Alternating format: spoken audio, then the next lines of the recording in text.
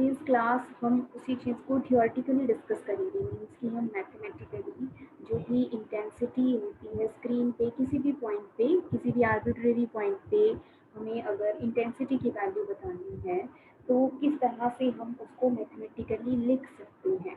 Amplitude हम calculate करेंगे सबसे पहले, रिजल्टेंट एम्पलीट्यूड, और उसकी हेल्प से फिर रिजल्टेंट इंटेंसिटी की वैल्यू लिखेंगे। ठीक है। और उसके बाद में जो हमारा इंटेंसिटी पैटर्न बन रहा था जिसमें कि क्या क्या चीज़ें थी आपकी, सेंट्रल मैक्सिमा बन रहा था सेंटर में, स्क्रीन के सेंटर में। तो सेंट्रल मैक्सिमा की इंटेंसिटी कितनी होती है ये निकालेंगे हम। इसके लिए एक्सप्रेशन देखेंगे क्या होता है सेंट्रल मैक्सिमा का इंटेंसिटी। उसके बाद में जो हमने सेकेंडरी मिनिमाज कहे, क्योंकि उसके बाद हमें क्या दिखता है, अल्टरनेट डार्क और ब्राइट बैंड्स दिखाई देते हैं डिक्रीजिंग इंटेंसिटी को, जिनको हम सेकेंडरी मैक्सिमा एंड मिनिमा कहते हैं। सेकेंडरी मैक्सिमा और मिनिमा की इंटेंसिटी के लिए एक्सप्रेशन लिखेंगे और उनकी पोजीशंस भी कैलकुलेट करेंगे। जो भी हमने डायग्राम बनाया था इंटेंसिटी डायग्राम, उसमें हमें पोजीशंस जो आई थी आपकी वो अभी थियोरेटिकली उनको हमें कैलकुलेट करना है। तो उसी को ही हम कहते हैं आपका analytical treatment of intensity distribution. Case हमारा बिल्कुल वही है जो हमने पिछली क्लास में लिया था आपका, कि एक सिंगल स्लिट है और उस स्लिट से लाइट हमारी क्या हो रही है, पास हो रही है। तो in order to explain diffraction pattern theoretically हम क्या करने वाले हैं, we are going to consider slit A B. ये कोई भी आपका जो स्लिट है ए बी, उसका ये सेक्शन जो यहाँ पे डॉटेड लाइन से दिखाई दे रहा है, ये आपका एक्सपोज्ड पोर्शन है जिसमें आपकी पैरेलल इंसिडेंट बीम यहाँ इंसिडेंट करती है, प्लेन वेवफ्रंट आपका यहाँ पे ए बी पे इंसिडेंट करता है। तो स्लिट के अंदर जो भी पार्ट उसका आपका इंसिडेंट करता है उसको हम कहते हैं एक्सपोज्ड पार्ट ऑफ वेवफ्रंट। तो वो एक्सपोज्ड पार्ट ऑफ वेवफ्रंट आपका किसमें होगा, इस लेंथ में होगा, ए जो कि विड्थ कहलाएगी आपकी। तो स्लिट विड्थ है हमारी ए विड्थ का हमारे पास कोई भी ये एक स्लिट है। इसके बाद स्लिट के बाद क्या होता है आपका, जो रे आती है आपकी डिफ्रेक्टेड रे, वो हमने क्या करवा रखी है स्क्रीन पे, उसको हमने इस लेंस की हेल्प से फोकस करवा रखा है। यहाँ पे 2 पॉइंट्स आपको दिखाई दे रहे हैं, ओ सेंट्रल पॉइंट है और पी कोई भी आर्बिट्रेरी पॉइंट है स्क्रीन पे। तो हम एक्सप्रेशन किसके लिए निकालेंगे, किसी आर्बिट्रेरी पॉइंट के लिए निकालेंगे। उसको फिर हम सेंटर के लिए भी लिख सकते हैं। ठीक है, क्योंकि सेंटर के लिए हमें पता है पाथ डिफरेंस 0 होता है, हम उस चीज़ को यूज़ करके उसको फिर सेंटर के लिए लिख लेंगे। So let a plane wavefront of monochromatic light of wavelength lambda be incident normally to the slit. Then according to Huygens wave theory, ह्यूजेन की जो सेकेंडरी वेवलेट्स की थ्योरी है उसको हम ह्यूजेंस वेव थ्योरी कहते हैं। तो according to Huygens wave theory, all the points on the slit, जो कि एक्सपोज्ड पार्ट है वेवफ्रंट का, उसको हम कह रहे हैं all the points on the slit can be regarded as origin of secondary wavelets spreading in all directions. यहाँ पे आप जो भी, जैसे ये रेड आपको डॉट दिख रही है ए पॉइंट के ऊपर, इसके बाद मैं बहुत सारे यहाँ पे डॉट्स ऐसे मार्क कर सकती हूँ, इसको मैं बहुत सारे पार्ट्स में डिवाइड कर सकती हूँ, एन नंबर ऑफ पार्ट्स में डिवाइड कर सकती हूँ इस ए बी को। ठीक है, और वो सारे पॉइंट कैसे बिहेव करेंगे, सेकेंडरी वेवलेट्स की तरह बिहेव करेंगे और हर डायरेक्शन में वहां से लाइट आपकी आगे ट्रेवल करेगी। ठीक, let us now find the resultant intensity at point P on the screen। कोई भी पॉइंट हमने ले लिया है P, उसके ऊपर हम रिजल्टेंट इंटेंसिटी निकालने वाले हैं। ठीक है, तो जो भी आपका इंसिडेंट वेवफ्रंट है जो ए बी पे इंसिडेंट कर रहा है, जहाँ पे आपने कहा सेकेंडरी वेवलेट्स वहाँ पे आपके एक्सपोज्ड हो रहे हैं, वो सारे के सारे वेवलेट्स, उनसे जो वेव्स निकलेंगी वो निकलती तो किस में है, सेम फेज में आपकी निकलती है डिफ्रेक्ट होने के लिए।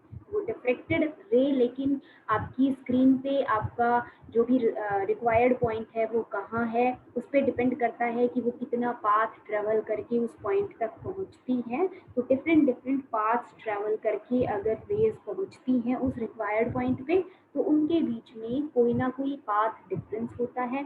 पाथ डिफरेंस है, इसका मतलब क्या है कि कोई ना कोई उनके अंदर फेज डिफरेंस एग्जिस्ट करता है।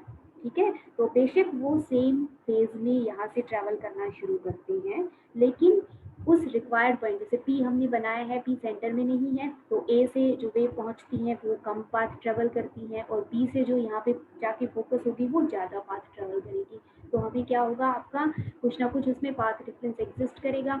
और हम क्या करते हैं, जो ज़्यादा पाथ ट्रेवल करती है रे उसके ऊपर हम क्या कर देते हैं, एक नॉर्मल ड्रॉ कर देते हैं। तो वही काम हमने किया है। Let A E be the perpendicular drawn to the diffracted ray from B. B से जो लाइट डिफ्रेक्ट होकर जा रही थी उसके ऊपर हमने एक परपेंडिकुलर ड्रॉप कर दिया। ठीक है। Then A E constitutes the diffracted wave front. अब जो आपका इंसिडेंट वेव फ्रंट था जो कि W1 से हमने लिखा था, और W1 कहाँ इंसिडेंट करा था, ए बी पे इंसिडेंट करा था। डिफ्रेक्ट करने के बाद, डिफ्रेक्ट होने के बाद जो भी आपकी लाइट आगे ट्रेवल कर रही है उसके लिए हम ए ई को कह सकते हैं कि ये कैसे बिहेव कर रहा है, आपके डिफ्रेक्टेड वेव फ्रंट की तरह से बिहेव कर रहा है। क्योंकि डिफ्रेक्ट होकर भी लाइट आपकी कैसे जाती है, पैरेलली ही ट्रेवल करती है। पैरेलली ट्रेवल करती है तो अगेन आप वहाँ पे एक प्लेन वेव फ्रंट ही बनाओगे। तो ये जो ए ई है ये आपका डिफ्रेक्टेड वेव्स का वेव फ्रंट है। ठीक है। And this BE is the path difference between two extreme waves. कि आप बीच में से कोई भी कोरस्पॉन्डिंग पॉइंट लोगे यहाँ पे इन दोनों हाफ्स पे, तो आपका जो पाथ डिफरेंस आएगा वो हो सकता है कोई डिफरेंट वैल्यू आए। ठीक है। क्योंकि पाथ ट्रेवल्ड वहाँ उसके लिए कम हो सकता है, ज़्यादा हो सकता है, ज़्यादा तो होगा नहीं, कम ही होगा, क्योंकि इसके बीच में आप कोई भी पॉइंट कंसीडर करते हैं। ठीक। तो दो एक्सट्रीम वेव्स के बीच में ये बीई क्या है, आपका पाथ डिफरेंस है। और इस बीई की वैल्यू थीटा और ए की हेल्प से हमने लिखी थी, तो हम वही लिख रहे हैं आपका again. Path difference BE can be written as delta is equal to A sine theta. ठीक है। आई होप ये चीज़ यहाँ तक हमें क्लियर है, क्योंकि हमने बिल्कुल वही किया है जो हमने पहले पढ़ लिया था। ठीक। सिर्फ उसको एक्सप्लेन किया है कि हमने क्या चीज़ ली है, और ये जो पाथ डिफरेंस है इसको हम इस तरह से लिख सकते हैं। ठीक। अब इसके बाद में corresponding phase difference. Path difference हमने लिख लिया और हमने एक फॉर्मूला पढ़ा हुआ है, अगर हमें पाथ डिफरेंस पता हो तो 2π/λ इंटू पाथ डिफरेंस करके हम क्या निकाल सकते हैं, फेज डिफरेंस की वैल्यू कैलकुलेट कर सकते हैं। तो मान लेते हैं कि ए और बी जो आपके दो एक्सट्रीम पॉइंट्स हैं, इन दोनों के बीच में आपका जो फेज डिफरेंस है उसको हम अल्फा से रिप्रेजेंट कर रहे हैं। ठीक है। तो अल्फा को हमने सीधे अल्फा लेने की बजाय मैंने क्या ले लिया, उसको 2 अल्फा लिया है। ये 2 अल्फा हमने सिर्फ मैथमेटिकल सिंप्लीफिकेशन के लिए लिया है, आप यहाँ पे इसको अल्फा भी लेकर चल सकते हो। ठीक है। लेकिन आगे जाके फिर यहाँ पे जैसे हम उसको जब हाफ करते हैं, 2 पार्ट्स में डिवाइड करते हैं, या जहाँ कहीं भी हमारी टर्म आती है अल्फा/2 कहीं पर आएगा, तो वो अल्फा/2 का फैक्टर को अवॉइड करने के लिए हमने इसको 2 अल्फा ले लिया है। ठीक है। अदरवाइज कुछ भी नहीं है ये, क्योंकि यहाँ पे आपको सिर्फ एक टर्म ही लेनी थी कि भाई जो फेज डिफरेंस है वो हमारा कितना है। हम उसे अल्फा भी लिख सकते हैं, हम उसे 2 अल्फा भी लिख सकते हैं। ठीक है। तो हमने क्या कह दिया कि मान लेते हैं कि दोनों जो एक्सट्रीम पॉइंट्स हैं हमारे ए और बी, उनके बीच का जो फेज डिफरेंस है, जो भी पाथ डिफरेंस हमने लिखा उसकी विद रिस्पेक्ट टू कितना है, 2 अल्फा है। तो 2 अल्फा को हम कैसे लिख सकते हैं, 2π/λ इंटू ए साइन थीटा, पाथ डिफरेंस। ठीक है। यहाँ से आप अल्फा की वैल्यू लिख लोगे। Alpha can be written as 2 दोनों तरफ कैंसिल हो जाएगा, pi A sine theta divided by lambda. जहाँ हमें ज़रूरत होगी अल्फा की वहाँ हम इस एक्सप्रेशन को यूज़ करेंगे। ठीक है। अब जो ये आपने लिखा है इसका मीनिंग क्या है आपका, the path difference between diffracted rays diffracted from points A to B, A से लेके बी तक आपके जो भी कोरस्पॉन्डिंग पॉइंट्स होंगे उनके बीच में पाथ डिफरेंस आप हमारा 0 से लेके ए साइन थीटा के बीच में वेरी करेगा। जैसे अभी मैंने आपको समझाया था कि बीच में अगर आप कोई पॉइंट लोगे तो उसकी वैल्यू ए साइन थीटा से कुछ ना कुछ कम आएगी। तो और ए से ही आप दोनों वेव्स ले लोगे तो 0 आ जाएगा पाथ डिफरेंस। तो 0 से लेके ए साइन थीटा मैक्सिमम वैल्यू, इसके बीच में आपका पाथ डिफरेंस अगर एग्जिस्ट कर रहा है उसके विद रिस्पेक्ट टू फेजेस आपकी, या फेज डिफरेंस कहाँ से कहाँ तक, 0 से लेके 2 अल्फा के बीच में एग्जिस्ट करेगा, क्योंकि एक्सट्रीम के बीच में हमने उसको क्या लिखा है, 2 अल्फा लिखा है। ठीक। ये बात मैंने समझा दी आपको। 0 से लेके ए साइन थीटा तक पाथ डिफरेंस आपका हो सकता है, और 0 से लेके 2 अल्फा तक फेजेस हमारी चेंज हो सकती हैं अगर हम ए से लेके बी के बीच में कोई भी कोरस्पॉन्डिंग पॉइंट कंसीडर करें। ठीक है। और उसके बाद में there are infinite number of points between A and B of the slit. जो हमारी स्लिट है उसको हम infinitely large number of points में डिवाइड कर सकते हैं। ठीक है। इनफाइनाइटेसिमल स्मॉल पॉइंट अगर आप मानो तो आप बहुत सारे पॉइंट्स उसके अंदर ड्रॉ कर सकते हो, ठीक है। And these points will behave as secondary wavelets emitting secondary wavelets. The resultant intensity at P, जो हमारा रिक्वायर्ड पॉइंट है, उस पॉइंट पे resultant intensity at P is therefore equal to the resultant of large number of vibrations of equal amplitude, but their phases vary from 0 to 2 pi। ठीक है। आपके जितने भी सेकेंडरी वेवलेट्स हैं, उन सेकेंडरी वेवलेट्स की वजह से ही आपकी जो लाइट है वो पहुंचती है पी पॉइंट पे। तो इंडिविजुअल का उनका, क्योंकि वो एक ही सोर्स का पार्ट है आपके सारे सेकेंडरी वेवलेट्स, तो एम्पलीट्यूड तो उनका सेम होगा ही। तो सेम एम्पलीट्यूड के बट डिफरेंट फेजेस के आपके जो भी वेव्स पहुंचेंगे पी पर, उनकी वजह से ही आपकी रिजल्टेंट इंटेंसिटी होगी किसी भी रिक्वायर्ड पॉइंट पर। ठीक है। और जो फेजेस होंगे वो 0 से लेके 2 अल्फा के बीच में हो सकते हैं। ठीक है भाई। तो ये चीज होगी आपको क्लियर कि भाई हम क्या करने वाले हैं, हम ए बी को लार्ज नंबर ऑफ पॉइंट्स में डिवाइड करने वाले हैं रिजल्टेंट एम्पलीट्यूड निकालने के लिए। ठीक है। अब ये आपके एन नंबर ऑफ सोर्स की तरह से आप कह सकते हो कि एन सोर्सेज हैं जो कि एक दूसरे के पैरेलल हमने प्लेस कर रखे हैं। तो ये जो हमारा ए बी था एक्सपोज्ड पार्ट, इसको मैंने क्या किया, एन इक्वल पार्ट्स में क्या कर दिया, इसको डिवाइड कर दिया। ठीक है। एन इक्वल पार्ट्स में मैंने इसे डिवाइड कर दिया। एक जो सोर्स है, मैं कह रही थी किसी भी एक पर्टिकुलर डायमेंशन का हो सकता है, उसकी डायमेंशन मैंने क्या ले लिया, अगर मैंने एन में डिवाइड किया है तो वन मतलब क्या हो जाएगा, ए बाई एन पार्ट में मैंने इसको डिवाइड कर दिया। इसकी जो विड्थ है वो ए डिवाइडेड बाई एन के बराबर है। ए डिवाइडेड बाई एन को एन टाइम्स लिखोगे तो क्या बन जाएगी, पूरी विड्थ बन जाएगी आपकी स्लिट की। ठीक है। तो to find the resultant intensity we consider the width of slit is to be divided into n equal parts। जैसे अभी यहाँ पे देखा हमने डायग्राम में, उसी तरह से हमने इसको n पार्ट्स में डिवाइड कर दिया। The amplitude of waves from each part can be taken as same। क्यों ले सकते हैं सेम, क्योंकि वो एक ही सोर्स का पार्ट है। आपका जो भी था, एक पर्टिकुलर सोर्स आपने लिया था, उसी से आपका वेव फ्रंट इंसिडेंट कर रहा था और उसके ऊपर आपने पॉइंट्स बनाए हैं उस वेव फ्रंट पे, इसलिए उन सबका एम्पलीट्यूड क्या होगा, सेम होगा। उसको हम मान के चल रहे हैं स्मॉल आर से हम उसको रिप्रेजेंट कर रहे हैं। ठीक है। तो स्मॉल आर हमने लिख दिया इंडिविजुअल वेवलेट का, हमने एम्पलीट्यूड लिख दिया आपका। The phase difference between the waves from any two consecutive parts, ये आपने जो एन पार्ट्स बनाए हैं, अब एक पॉइंट आप यहाँ मान लो ए पर, और दूसरा जहाँ से आपका दूसरा शुरू हो रहा है वहाँ मानो, इनको हम क्या कहेंगे, कोरस्पॉन्डिंग पॉइंट्स कहेंगे या कंसेक्यूटिव पार्ट्स कहेंगे। ठीक है। तो दो कंसेक्यूटिव पार्ट्स के बीच में जो फेज डिफरेंस है उसे मैं किससे लिख रही हूँ, डेल्टा से रिप्रेजेंट कर रही हूँ, स्मॉल डेल्टा से। कंप्लीट जो आपका फेज डिफरेंस है उसे हम अल्फा की फॉर्म में लिख रहे हैं, और जो आपके स्मॉल स्मॉल पार्ट्स आपने बनाए हैं, स्मॉल स्मॉल वेवलेट्स, उनके लिए हमने मान लिया कि किन्हीं भी दो कंसेक्यूटिव के बीच में जो फेज डिफरेंस है वो क्या है, डेल्टा है।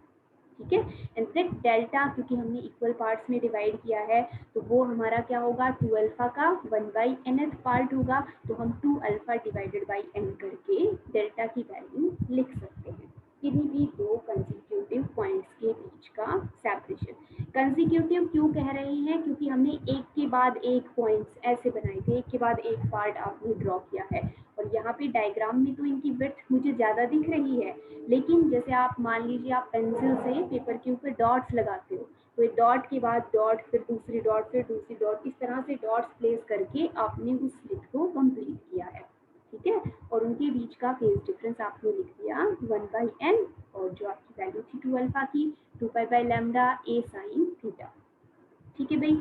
अब उसके बाद जो यहाँ पे आपका फर्स्ट वेवलेट है, उससे जो यहाँ पे पहुँच रही है आपकी वेव, मान लेते हैं उसका डिस्प्लेसमेंट y1 है, दूसरे से जो आ रही है उसका डिस्प्लेसमेंट y2 है, थर्ड के लिए y3 है, n के लिए yn है, और उन सभी को, क्योंकि वो वेव्स की फॉर्म में ट्रैवल कर रहे हैं, तो हम उन सबको कैसे लिख सकते हैं, सिंपल हार्मोनिक वेव्स के लिए जो इक्वेशन होती है उसकी फॉर्म में लिख सकते हैं।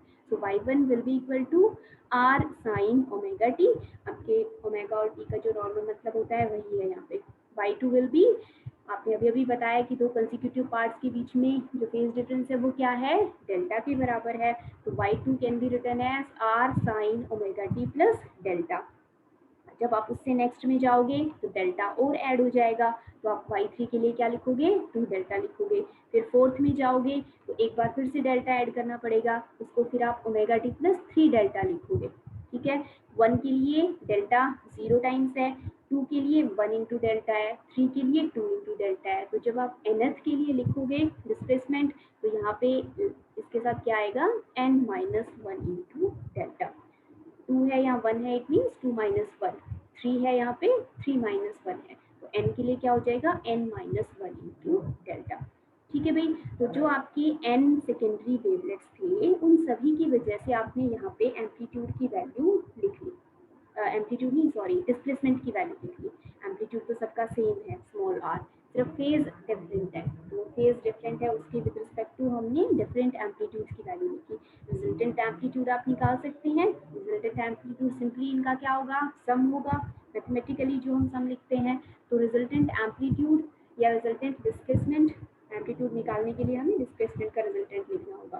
तो resultant displacement due to all these waves become y1 plus y2 plus y3 up to yn। इन सबको हम बारी बारी से ऐड कर देंगे, सारी जो भी वैल्यूज हैं उनको पुट कर देंगे।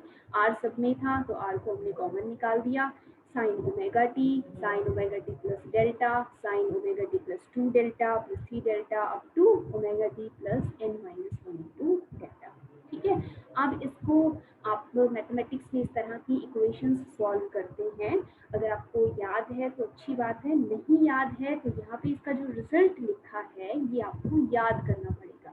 यहाँ पे n टर्म्स हैं, साइन की टर्म्स हैं, जिसमें कि ये जो यहाँ पे इसका आर्ग्यूमेंट है इसकी वैल्यू इंक्रीज होती जा रही है।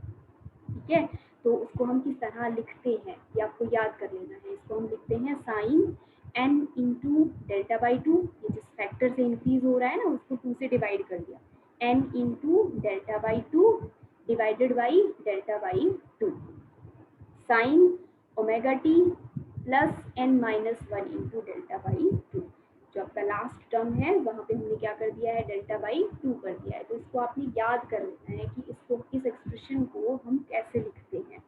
ठीक है, ये आपकी 2-3 जगह यूज होगी इसी चैप्टर में, जो हम यूनिट पढ़ रहे हैं ना इसमें कई, एक बार फिर से हमें इसको लिखना होगा आगे, तो ये आपको याद होनी चाहिए ये एक्सप्रेशन।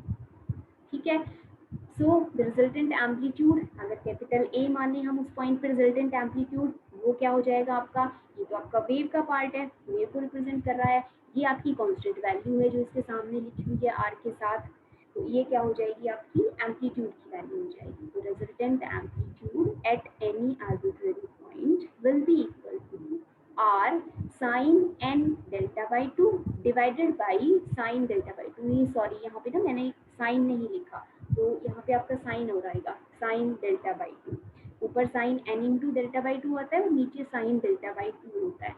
तो ये मैं आपको करेक्ट करके फिर इसकी पीडीएफ सेंड कर दूंगी। तो यहाँ पे साइन डेल्टा बाई टू आपको लिखना है। ठीक है भाई, अब उसके बाद भी हमें इसको थोड़ा सा सॉल्व करना है, तो उसके लिए मैंने क्या किया है, यहाँ पे डेल्टा की वैल्यू पुट कर दी।